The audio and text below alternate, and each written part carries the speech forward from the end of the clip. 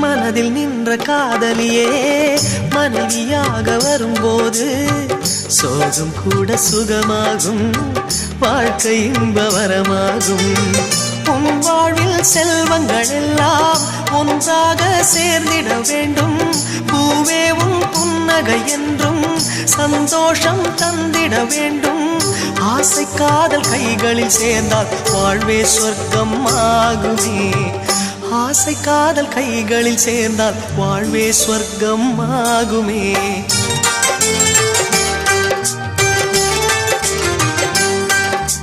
ஆனந்தம் ஆனந்தம் பாடும் மனமாசையின் ஊஞ்சலில் ஆடும்.